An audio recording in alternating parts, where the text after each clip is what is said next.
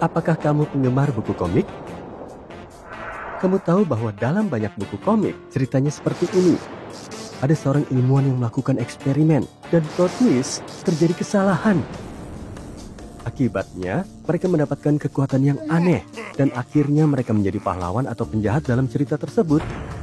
Nah, apa yang ingin kukatakan adalah, eksperimen yang akan kubicarakan sekarang ini sangat gila, sehingga bisa saja menjadi bagian dari film superhero. Jadi bersiaplah untuk satu perjalanan liar melalui dunia ilmiah. Seandainya saja para ilmuwan tahu bahwa eksperimen mereka hampir saja mengakibatkan bencana. Pada tahun 1991, seorang ilmuwan Finlandia memperkenalkan spesies kupu-kupu ke sebuah pulau terpencil untuk mempelajari apakah mereka dapat bertahan hidup di lingkungan yang baru. Namun, sebelum kamu merasa kasihan pada kupu-kupu yang dibawa pergi dari rumah mereka ke tempat yang benar-benar asing, dengarkan ini. Ilmuwan itu tidak tahu bahwa kupu-kupu yang tampak polos ini sebenarnya adalah inang dari spesies tawon parasit yang meledak di dalam perut. Tapi tunggu, ini lebih aneh lagi. Tawon parasit itu juga membawa hiperparasit mereka sendiri yang lebih kecil, yang meledak di dalam perut, dan mereka juga merupakan tawon parasit. Begitu kupu-kupu dilepaskan di pulau itu, tawon-tawon itu meledak, menyebar ke seluruh pulau berkat inang mereka menciptakan kiamat tawon. Bayangkan kamu tinggal di sana, kamu berhak untuk merasa marah, tapi untungnya pulau itu tidak berpenghuni. Sekali lagi, spesies kupu-kupu yang sama terlihat di beberapa pulau kecil di wilayah ini. Jadi, semoga saja mereka juga tidak berpenghuni. Kamu lihat, kondisi yang keras tampaknya tidak menghentikan kupu-kupu dan tawon parasit untuk berkembang dan menjalani kehidupan terbaik mereka. Dan semuanya berhasil bertahan hidup di daerah tersebut bahkan hingga hari ini. Eksperimen yang membuat kita mengangkat alis ini memberikan pelajaran bagi para ilmuwan di kemudian hari. Lakukan riset dengan lebih baik. Jangan pernah menggelitik naga yang sedang tidur, atau dalam kasus eksperimen gila ini, jangan pernah menghidupkan zombie. Sekarang, sebelum semuanya mulai terdengar terlalu fiktif bagimu, izinkan aku untuk segera mengklarifikasi bahwa zombie yang kubicarakan sekarang bukanlah zombie yang berantakan dan haus akan otak. Mereka sebenarnya adalah hewan mikroskopis multiseluler yang disebut Rotifera bedeloid yang hidup di lingkungan air tawar. Pikirkan tentang karakter abadi dalam film, acara TV, dan buku. Dan Rotifera ini mungkin jauh lebih tua dari mereka.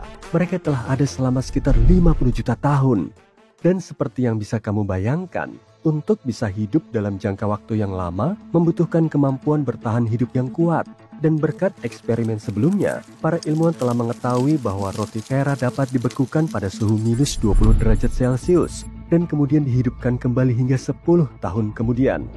Namun ketika mereka menemukan sekelompok Rotifera zombie yang membeku di dalam lapisan es kutub utara selama 24.000 tahun, mereka menemukan sesuatu yang lebih menarik dan mencengangkan. Menjadi seorang ilmuwan harus memiliki hasrat untuk menghadapi bahaya, karena menghidupkan mereka kembali tidak akan masuk dalam agendaku jika aku menemukan zombie-zombie itu. Tapi para ilmuwan ini melakukannya. Setelah mereka mencairkan Rotifera, mereka tidak hanya terbangun, tapi juga berkembang biak dengan menciptakan klon sempurna dari diri mereka sendiri. Jika kamu bertanya-tanya bagaimana hal itu bisa terjadi, makhluk kecil ini dapat masuk ke dalam keadaan metabolisme yang ditangguhkan yang dikenal sebagai kriptobiosis. Ini hampir seperti mereka menekan tombol jeda pada kehidupan. Mereka berevolusi untuk menggunakan kriptobiosis karena sebagian besar dari mereka hidup di habitat berair yang sering membeku atau mengering. Dan ini adalah cara mereka melindungi diri mereka sendiri sampai kondisinya membaik. Alexa, mainkan lagu Survivor dari Destiny's Child. Dengan eksperimen menyeramkan seperti ini, para ilmuwan berharap untuk lebih memahami kriopreservasi dan bagaimana kriopreservasi dapat diadaptasi untuk manusia. Jika para ilmuwan ini adalah penyihir atau tukang sihir, aku yakin mereka akan memilih alkimia sebagai kelas pilihan mereka di Hogwarts. Dalam eksperimen yang menakjubkan ini, para ilmuwan secara ajaib, maksudku secara ilmiah, mengubah air yang telah dimurnikan menjadi logam. Dan meskipun hanya dalam beberapa detik, transformasi ini memungkinkan cairan tersebut menghantarkan listrik juga. Tapi bagaimana mereka melakukannya? Satu hal yang pasti, mereka tidak menggunakan batu bertuah yang mistis. Jadi logam alkali natrium dan kalium adalah bahan rahasia para ilmuwan. Ketika mereka mencampurkan tetesan kecil natrium dan kalium dengan sejumlah kecil uap air, hal yang luar biasa terjadi. Dalam beberapa saat, air berubah menjadi logam emas yang berkilau. Dan yang paling menarik adalah mereka melihatnya dengan mata telanjang. Semua ini bisa memberikan wawasan kepada para ilmuwan tentang jantung planet yang bertekanan tinggi. Tempat transformasi seperti ini bisa terjadi secara alami. Tapi eksperimen ini juga membuktikan satu hal lain jika kalian bertanya padaku, yaitu bahwa ilmu pengetahuan itu benar-benar ajaib. Jika zombie es tidak membuatmu merinding, percobaan berikutnya pasti. Jadi pernahkah kamu mendengar tentang organoid? Organoid adalah versi mini dari organ tubuh yang dapat ditumbuhkan oleh para ilmuwan di laboratorium dengan menggunakan sel punca. Hal yang keren dari sel punca ini adalah fakta bahwa mereka memiliki kemampuan untuk berubah menjadi semua jenis sel di dalam tubuh. Jadi, di masa lalu, para ilmuwan telah mengembangkan jantung kecil yang berdetak dan saluran air mata yang bisa menangis seperti manusia. Mereka bahkan telah menumbuhkan otak mini yang menghasilkan gelombang otak seperti bayi prematur. Tapi ada tambahan baru dan menarik dalam daftar organoid. Organoid itu adalah otak kecil dengan sepasang matanya sendiri yang disebut cangkir optik. Nah, kita sudah melewati fiksi ilmiah sekarang. Ini adalah wilayah film horor. Bagaimanapun, proses yang dilakukan oleh para peneliti adalah dengan mengubah sel punca menjadi jaringan saraf terlebih dahulu. Kemudian, mereka menstimulasi sel-sel tersebut dengan sinyal kimia untuk membentuk cangkir optik kecil yang diisi dengan sel-sel yang peka terhadap cahaya. Cangkir optik muncul sejak 30 hari dan matang dalam waktu 50 hari. Dan hal yang paling menarik dari jangka waktu ini adalah fakta bahwa hal ini mirip dengan bagaimana retina berkembang dalam embrio manusia. Para peneliti menciptakan 314 otak mini secara keseluruhan, tetapi tidak semuanya membentuk cangkir optik, hanya 72% saja.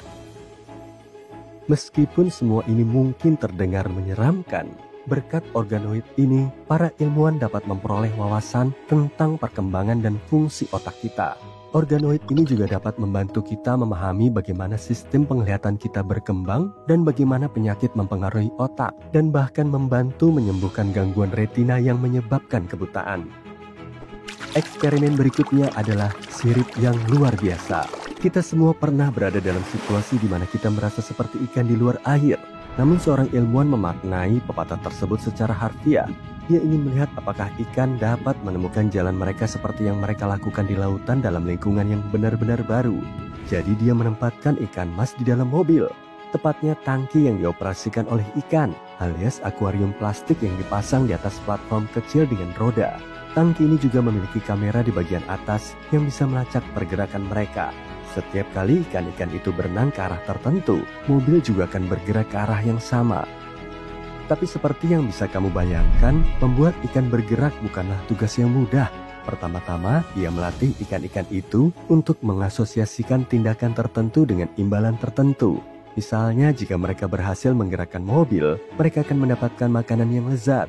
Selanjutnya, ia mengajari mereka untuk memahami lingkungan di sekitar kendaraan air yang mereka tumpangi dengan menempatkan rintangan.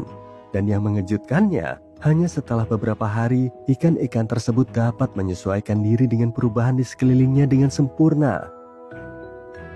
Namun jangan terlalu bersemangat, ini bukan berarti kamu akan memiliki sopir Uber ikan mas dalam waktu dekat.